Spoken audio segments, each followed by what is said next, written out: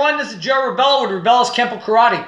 And in today's show, we're going to be going over one of the many Kempo systems that I do and that I have my black belt rank in. And this is the art of Kenpojoe. And from Prof.Feliciano, Kimo, Ferreira, and the Kempo Jutsu Kai located in Hawaii. We're going to go over one of his master key techniques, which is known as Courtesan's fan. And it's got a lot of interesting aspects that I personally enjoy, and I want to share them with you and talk about the foundation and the format of this particular technique. Now, again, we're going to explain about the basic technique in the air and then work it with a partner. Against a step-through straight punch or roundhouse punch, we're going to utilize a right inward parry, again on a vertical plane position with my hand like so.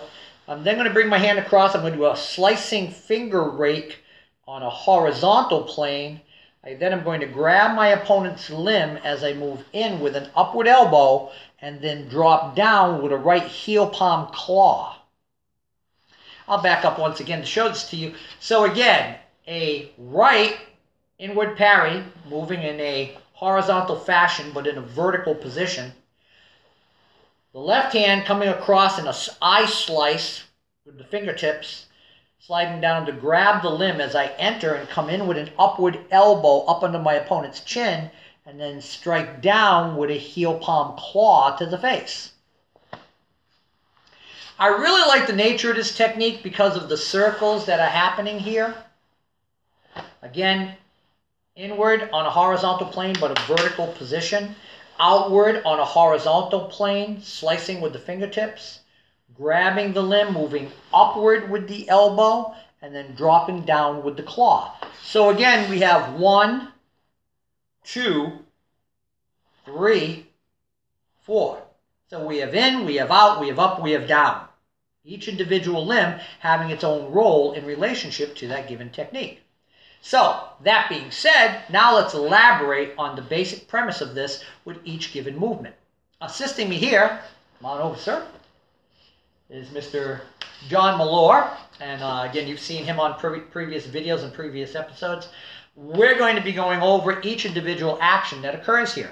So in this case, now John's coming in with a linear motion. Now again, it can be a circular motion as well. He could be coming in with a right roundhouse punch, and again, I'm still parrying here. He can come in with a right straight punch, and I'm still parrying here. He can come in with a front right hand push, and I'm still parrying here. So and he can do an attempted grab. I can still parry here. That's the beauty of this. Now from this action, as he comes in this case, we'll do it against a right roundhouse punch. So again, he moves in, I parry, and again, I'm not just focusing on the upper body work right now. And you'll say, hey, where's the footwork, etc. We're just working upper body. From this action, I slice directly across his eyes and then come in. It buys me time. You don't want to stick your fingers in somebody's eyes. You know, women's self-defense, yeah, stick them in the eyes and kick them in the groin. And a lot of women, I want to stick somebody in the eyes. All right, is it okay if you took a feather and ran it across their eyes? Well, a feather's fine. I'm not going to hurt him with a feather. But guess what? He'll still close his eyes. Right? It's human nature. So this is like a fan, like opening a fan. We talked about the Courtesan's fan. Boom, opening the fan, slicing the eyes, pulling, again, we can keep it fingers together, or we can open and spread the fingers across the eyes as well. Like, again, in the Filipino term, abanico. And again, Professor Ferreira also teaches Filipino martial arts and also speaks Tagalog, and we talk about Filipino, you know. So that slicing, the abanico action, the fanning motion here. So again, from here, again, as he comes in, move, right? 1, 2, slicing again, the head drives back, and then I slide my hand down in a tracking motion down along my opponent's arm, grabbing at the wrist. I'm going to pull his arm down diagonally. So I put the weight onto his front leg, so he can't hit me with that hand, he can't kick me with that leg. And then I immediately invade his space and enter with an upward elbow. And notice the position of his head. At this point, I drive the heel palm directly upon the bridge of his nose and then rake with my fingers into the face. Now, again, if those people are Professor Chow aficionados, we could always come in with a tiger mouth or a cup of cocoa, as we always say. Once again, please. So, again, move, parry, slice, enter, up, heel palm down, rip.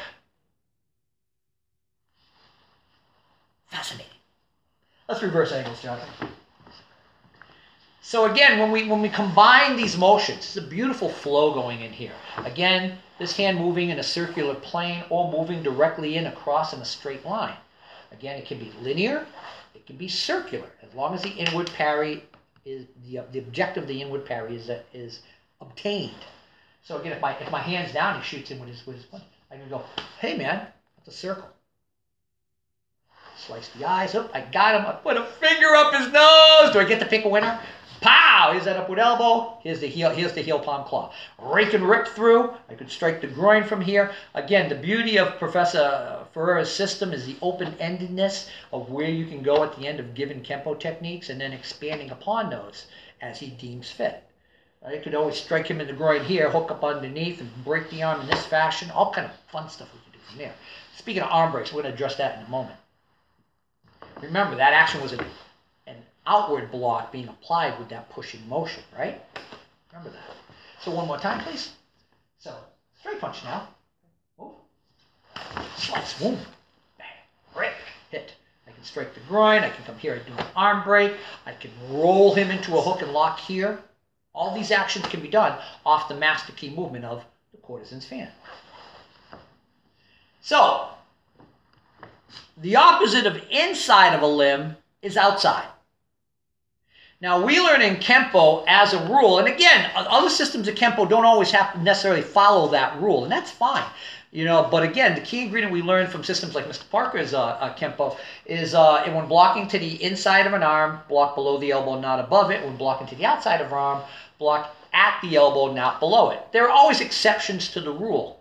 But we're going to address how to take that particular technique and now apply it to the outside of that punch. Let's switch once again, John. So in this case, again, I'm here in my natural stance, I don't know karate stance.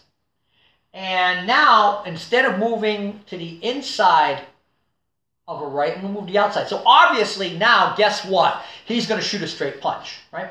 So we're going to shoot the straight punch and move, boom, boom, right? Then we learn this double action. But we're not doing that now. We're going to utilize that offensive slice. So again, he comes in, I'm going to parry. Again, he fires in again, and I'm going to parry. Now, people are going to say, hey, if you block below the elbow, he might bend his elbow and you'd be spitting chiclets. Okay, cool. But this technique's going to be an exception to that. Why? You'll see in a moment. As the person, I parry it, and my arm now becomes the block. My arm, as it extends with the slicing motion, catches at or above the elbow, freezing his skeletal structure and slicing across his eyes. Oh, guess what? He turned his head. Oh, well. Now I'm going to utilize that action, that bone break, that Lua-like motion, that Koppo Jutsu, the bone breaking technique. I'm going to bust his arm for it. Now, hey.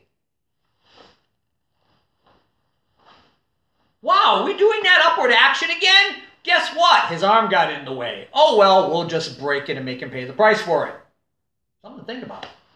So now, right? Parry, slice. This is a block. Every block is a strike. Every strike is a block. So if we strike, the alignment of our arm checks his arm at or above the elbow, freezing his skeletal structure. Good, he turned his head. Why? He didn't want fingers in his eyes. So now I'm going to do my upward elbow. But now what was originally an offensive upward elbow to his chin now becomes a defensive action to his elbow. But also becomes a compounding of a bone breaking motion. Could I come up and slap down with a claw? I could. But I want to do something downward that's just a little bit different. I want to do something that embraces actions that Professor Ferreira does in relationship to incorporating the Kenpo with the Jiu-Jitsu. So now, as he punches, slice the eye, elbow up, chop down. Whoa. Hey, look, I'm in that figure four I was in earlier. Now, again, there are different types of figure four. This particular figure four, see the four? I'm going to pull into the body, compound this with a wrist compression. And I'm going to crank him from here. Now, we're going to do a break fall. I'm just going to step back with my left foot, and he's going to hit the ground. Bye. How much work does that take? Right? When we did the inside action, come on around here. When I did the inside technique with John and compound that with the breaking action, and again, the lock, Please again. Right? I parried, I sliced the eye, I hit elbow, heel palm claw, rip, strike, and then I rolled it to this position. This is the figure 4. See the 4? See the triangle? Underneath the arm. And then I can compound the wrist lock, if I so desire, with a flat palm. Or I can just pull down this position and get that action from there. But now, again, go. Right?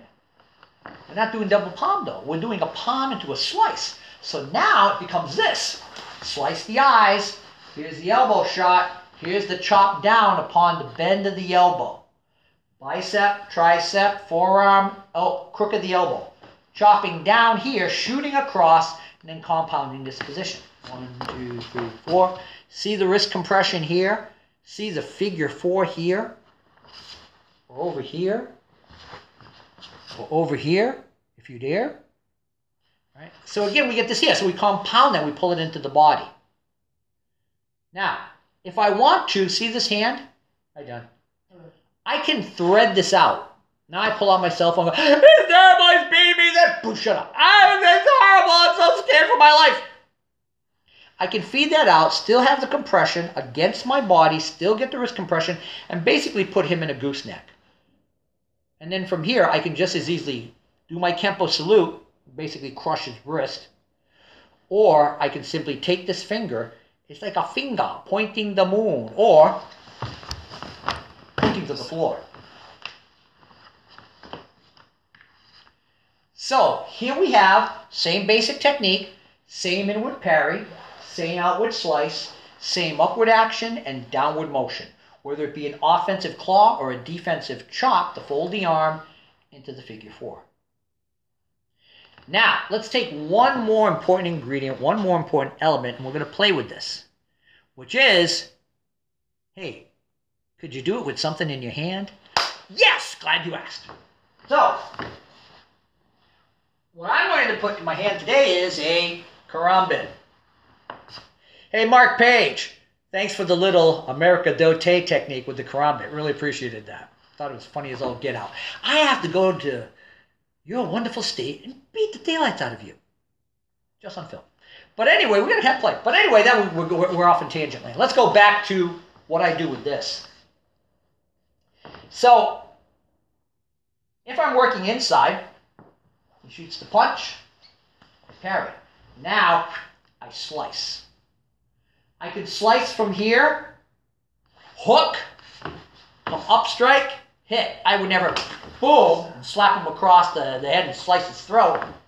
I just did. Let's show that again. So again, the parry is here, right? Get out of my way. Just a simple parry. I'm not blocking hard. I'm parrying soft. Football versus baseball. In football, you wear a helmet. In baseball, you wear a cap. In football, you go into enemy territory. In baseball, you run home. So, I do a passive action here. Pow, immediately take that and slice.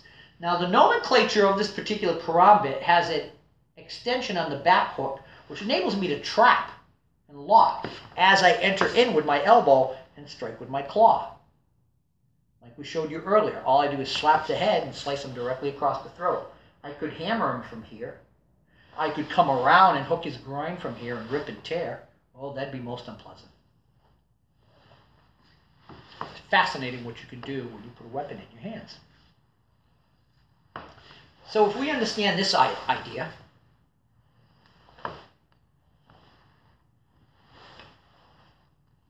twice with one. Groin, catch him up under the chin on second, bang, hammer fist him. Oh, what fun we can have. Put a Karambit in my hand. Yes! All right, now, what if I want to work the outside?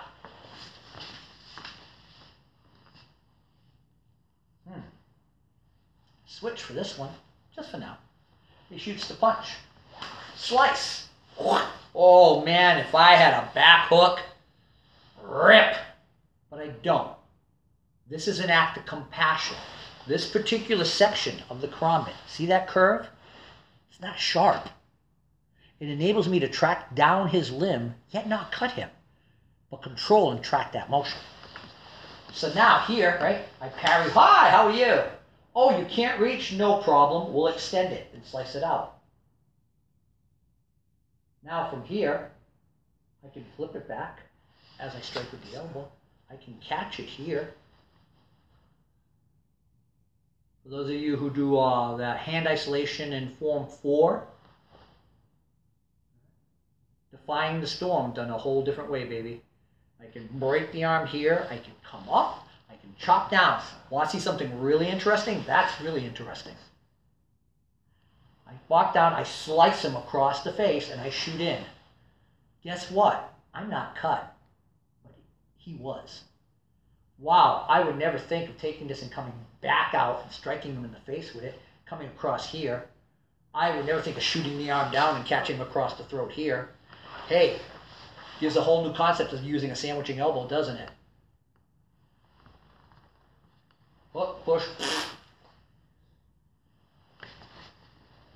Bleeding, nothing more than bleeding all over the place when I get to use this. Anyway, all right, I mess around too much. He shoots the punch. I parry.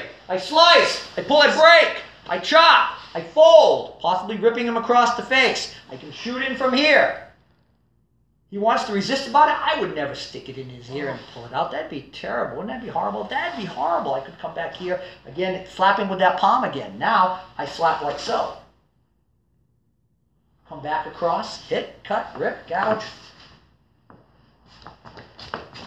Like one of those horror movies, you want to get the close-up. Amazing. Yet, all off the simple basic technique taught in Prof.Feliciano Kimo Ferreira's Kenpojoe. Make a point of checking it out. He's got several wonderful DVDs. Check out this man's skill and ability. He's got some great techniques, great innovations, great creations. All three are of the Kenpojoe Kai International. This is Joe Rebelo, known to many in the martial arts world and the internet as Kenpojoe, along with my assistant, Uke, victim, John Malore. I'd like to thank you for taking time to watch this video. I hope you got something out of it, and we'll be back with more exciting action. And remember, as always, keep training. Push the button, Joe.